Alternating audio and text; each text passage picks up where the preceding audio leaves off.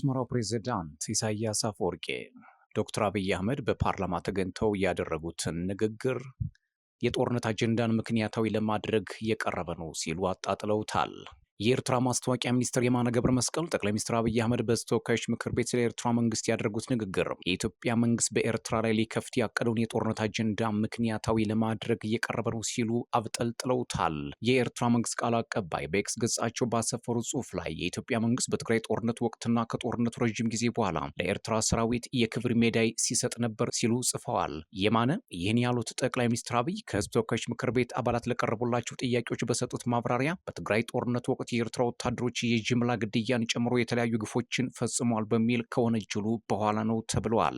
የኤርትራና የኢትዮጵያ ግንኙነት መሻከርን የጠቀሱት ጠቅላይ ሚኒስትር አብይ በሁለቱ ሀገራት መካከል ግንኙነት ውስጥ ችግር የተፈጠረው መንግስታቸው በቀይ ባህር ላይ የባህር በር የማግኘት ጥያቄን ማንሳቱን ተከትሎ እንደሆነ በግልጽ ተናግረዋል። በትግራይ ውጊያ ሲጀመር በመጀመሪያው ዙር ውጊያ ሽሬን ካስለቀቅን በኋላ የኤርትራ ጦር ከኋላ እየተከተለ የአንዳንድ ግለሰቦችን ቤት ማፍረስ መጀመሩ ለክፍተቱ አንድ መንስኤ ነው ማለታቸውም ይታወሳል። በተጨማሪም የኤርትራ ወታደሮች አክሱም ውስጥ ወጣቶችን በጅምላ መረሸናቸው ለክፍተቱ ሌላው ተጨማሪ ነው ሲሉ ዶክተር አብይ አህመድ በፓርላማ ተናግረው ነበር። የብልጽግና ፓርቲ መሪ እና ከፍተኛ ወታደራዊ አዛዦቹ በትግራይ ጦርነት እየተካሄደ በነበረ ወቅትና ከዚህ ከጠቅላይ ሚኒስትሩ ንግግር በኋላ በኤክስ ገጻቸው ምላሽ የሰጡት የኤርትራ መንግስት ቃል አቀባይ አቶ የማነ የብልጽግና ፓርቲ አስቀያሚ መለያ የሆነው ማጭበርበርና አታላይነት ዛሬ በህዝብ ተወካዮች ምክር ቤት ስብሰባ ላይ ጉልህ ሆኖ ታይቷል ብለዋል። የብልጽግና ፓርቲ መሪና ከፍተኛ ወታደራዊ አዛዦቹ በትግራይ ጦርነት እየተካሄደ በነበረበት ወቅትና ጦርነቱ ከቆመ በኋላም ለረዥም ጊዜ ለኤርትራ ሰራዊት ከፍተኛ ውዳሴ ሲያዥጎደጉዱ እንደነበር የሚዘነጋ አይደለም ሲል ሞግቷል። የኢትዮጵያ መንግስት አመራርና ወታደራዊ አዛዦች ጥልቅ ምስጋናቸውን ለመግለጽ በአገር ደረጃ ሜዳሊያዎችን ሲያበረክቱ እንደነበር በህዝብ የሚታወቅ መሆኑም ይታወሳል ሲሉ አክለው ጽፏል። አቶ የማነ ጠቅላይ ሚኒስትሩ በፓርላማ ባደረጉት ንግግር የዘረዘሯቸውን ጉዳዮች ርካሽና ወራዳ ውሸት ሲሉ ማጣጥለዋቸዋል። በኤርትራ ላይ የቀረበው ክስ የኢትዮጵያ መንግስት ሉዓላዊ የባህር በር ማግኘት በሚችል ሽፋን በኤርትራ ላይ ሊከፍት ያቀደውን የጦርነት አጀንዳ ለመሸፈንና ምክንያታዊ ለማስመሰል በድፍረት እየተቀረጸ ነው ሲሉም ወቅሰዋል። የማን አስከትለው ጠቅላይ ሚኒስትር አብይ በፓርላማ ንግግራቸው ያነሱትን እስራኤል ከሶሪያ በወረራ የያዘቻቸውን የጎላን ከፍታዎች ጉዳይ ጠቅሰዋል። አብይ በማብራሪያቸው ስለ መንግስታቸው የቀይ ባህር ጥያቄን እንደ የብሔራዊ አጀንዳ እንደሚገነዘበውም ተናግረዋል። እስራኤል የጎላን ተራሮች የያዘችው ለብሔራዊ ደህንነቴ ለህልውና ችግር ያጋጥመኛል ብላ ስላመነች ነው ያሉት አብይ አክለውም ቀይ ባህርና ኢትዮጵያም ለዘላለሙ ተነጣጥሎ መኖር አይችሉም ሲሉ ተደምጠዋል። ኢትዮጵያም በቀይ ባህር ላይ የባህር በር ለማግኘት የምትፈልገው በቢዝነስ ህግ እንደሆነ ተናግረዋል። በባህር በር ምትክ የታላቁ የኢትዮጵያ ህዳሴ ግድብ ወይንም የኢትዮጵያ አየር መንገድ ድርሻ ሊቀርብ እንደሚችልም ጠቁመዋል። ይህ ካልሆነ በሊዝ ወይንም በመሬት ልውውጥ ሊከናወን እንደሚችል አስረድተዋል። ዶክተር ጠቅላይ ሚኒስትር አብይ አህመድ የኢትዮጵያ መንግስት እያለ ያለው በስምምነት በገበያ ህግ ሳንጠፋፋ አብረን ለማደግ በድርድር እንፍታው እያለ ነው ሲሉ የመንግስታቸውን አቋም ይፋ አድርገዋል። ጠቅላይ ሚኒስትሩ በንግግራቸው ኢትዮጵያ አሰብ ላይ ወደብ፣ አየር ማረፊያ፣ መንገድ፣ ነዳጅ ማጣሪያ መገንባቷን አስታውሰዋል። ለእኛም የሚገባንን በሆነ ምክንያት ዛሬ መከልከል ቢታሰብ በቀጣይነት ማስቀረት ስለማይቻል ወደማይፈለግ ነገር ሳንገባ በሰላም በድርድር መጨረስ ተገቢ ነው ብዬ አምናለሁ ሲሉ ተደምጠዋል። አብይ የጠቀሱትን የጎላን ከፍታዎች ምሳሌ ያነሱት የኤርትራው የማስታወቂያ ሚኒስትር ይህ ጉዳይ መነሳቱ የኢትዮጵያ መንግስት አስመራ ላይ ሊከፍት ያቀደውን ግዴለሽና ህገወጥ ጦርነት አጀንዳ ምክንያታዊ ለማድረግ ግዴለሽና ህገወጥ የጦርነት አጀንዳ ምክንያታዊ ለማድረግ እየቀረበ እንደሆነ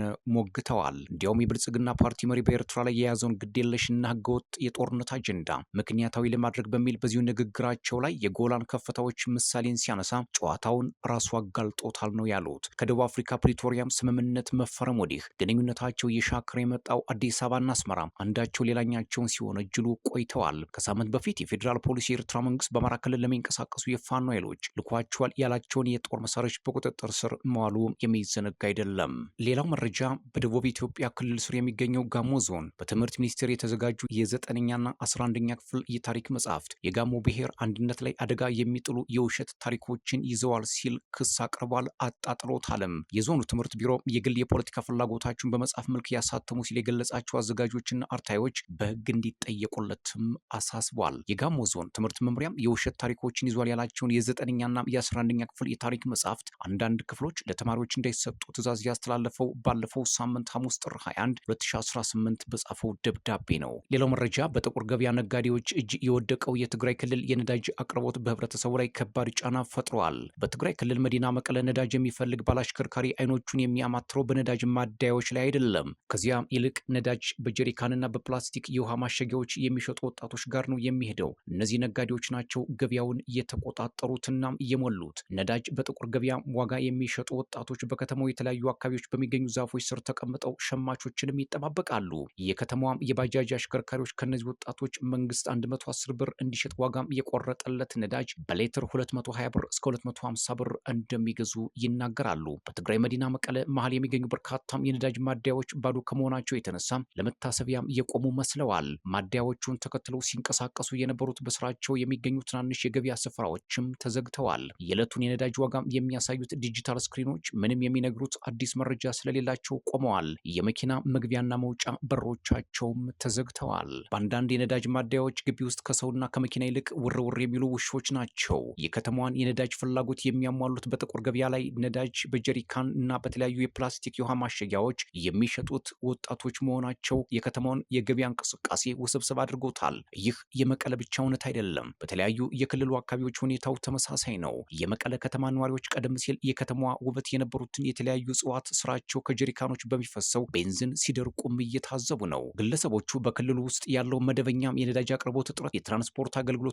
የሸቀጦች ዋጋ እንዲጨምር እንዲሁም የነዋሪዎች እንቅስቃሴ እንዲገደብ ማድረጉንም ገልጸዋል። ለሁለት ዓመታት በተካሄደው ደም አፋሳሽ የእርስ በርስ ጦርነት ምክንያት በርካታም የኢኮኖሚ ዘርፎች በወደሙበት ክልል ውስጥ ወጣቶች በመንገድ ዳር ነዳጅ በፕላስቲክ ኮዳ በመነገድ ለራሳቸው ስራን ፈጥረዋል። በክልል ውስጥ የተከሰተው ከፍተኛ የነዳጅ አቅርቦት እጥረት ግን ለነዳጅ ማደያ ባለቤቶች ከፍተኛ ኪሳራን ማስከተሉ ነጋዴዎቹ እየተናገሩ ነው። በክልሉ ከተካሄደው ጦርነት በኋላ በሰላም ስምምነት ሲያበቃ ማህበራዊና ኢኮኖሚያዊ እንቅስቃሴዎች ወደ መደበኛ ሁኔታዎች መመለሳቸው የሚዘነጋ አይደለም። ምንም እንኳ መሰረታዊ አገልግሎቶች ስራ ቢጀምሩም በጦርነት የተጎዳው የኢኮኖሚ እንቅስቃሴ ሆነም የክልሉ አመራር ከማዕከላዊ መንግስት ጋር ያለው ግንኙነት ገና አልጠነከረም። በዚህ ምክንያት አስተዳደሩ የበጀት እጥረት፣ የተፈናቃዮች አለመመለስና ሌሎች ጥያቄዎች ዘወትር ሲያነሳም ይደመጣል። ይህ የፌዴራል መንግስትና የህወሓት አለመግባባት ባለፉት ቀናት የትግራይና የአማራ ክልሎች በይገባኛል በሚወዛገቡበት አካባቢዎች ወደ ግጭትም ተሸጋግሮ ነበር። ወደ ውጭ መረጃዎች አልፋለው። የደቡብ ሱዳን ፕሬዝዳንት የሞተ ሰው ከሾሙ በኋላ ሁለት ረዳቶቻቸውን ከስልጣን ማባረራቸው አነጋጋሪ ሆኗል። የደቡብ ሱዳኑ ፕሬዝዳንት ሳልቫኪር በሚመጣው ታህሳስ ለሚደረገው ምርጫ ውይይት ለመምራት የሞተ ግለሰብ ከሾሙ በኋላ ሁለት ከፍተኛ ረዳቶቻቸውን ከስልጣን አባረዋል ነው የተባለው። ስቲዋርድ ሶሮባ ቡዲያ ባለፈው ሳምንት መገባደጃ በፕሬዝዳንት ትዕዛዝ ቢሾሙም የአገር ውስጥ መገናኛ ብዙሃን የተቃዋሚ ዩናይትድ ዴሞክራቲክ ፓርቲ አባል ከሞቱ 5 ዓመት እንደሆናቸው ዘግበዋል። ይህን ተከትሎ የማህበራዊ ሚዲያ ተጠቃሚዎች ሁኔታውን ሲያብጠለጥሉትም ተስተውለዋል። ኪር ሁለቱ ግለሰቦች ከስልጣን መነሳታቸውን አስታውቀው ላበረከቱት አስተዋጽኦ ታላቅ ምስጋናም አቅርበዋል ይላል በፕሬዝዳንት ኦፊሲያላዊ የፌስቡክ ገጽ ላይ የተለጠፈው መግለጫ። ሌላው መረጃም የቀድሞው የሊቢያ መሪ ልጅ ሰይፍ አልኢስላም ጋዳፊ በጥይት ተመተው መሞታቸው ተሰምቷል። የቀድሞው የሊቢያ መሪ ኮሎኔል ሙአመር ጋዳፊ ልጅ ሰይፍ አልኢስላም ጋዳፊ በጥይት ተመተው መገደላቸውም ተሰምቷል። በአንድ ወቅት የጋዳፊ ተተኪ ይሆናሉ ተብለው ይጠበቁ የነበሩት የ53 ዓመቱ ሰይፍ ማክሰኞ መገደላቸውን የፖለቲካ ፓርቲያቸው እንዳረጋገጠ የሊቢያ ዜና ወኪል ዘግቧል። ጠበቃቸው 4 ሰዎች ያሉት ኮማንዶ መኖሪያ ቤታቸው በሚገኝበት ዚንታን ከተማ ግድያ እንደፈጸመባቸው ለአጃንስ ፍራንስ ፕሬስ ነው የተናገሩት። ጥቃቱን የፈጸመው ቡድን ማን እንደሆነ እስካሁን በግልጽ አልታወቀም። እህታቸው ደግሞ በተቃራኒው የሞቱት ሊቢያም ከአልጄሪያ ጋር በምትዋሰንበት ድንበር አቅራቢያ እንደሆነ ለሊቢያ ቴሌቪዥን ጣቢያ ተናግረዋል። ሰይፍ አልኢስላም ከአባታቸው ጋዳፊ ቀጥሎ ትልቅ ተጽዕኖ ማሳደር የሚችሉ ግለሰብ ተደርገው የሚቆጠሩ ነበር።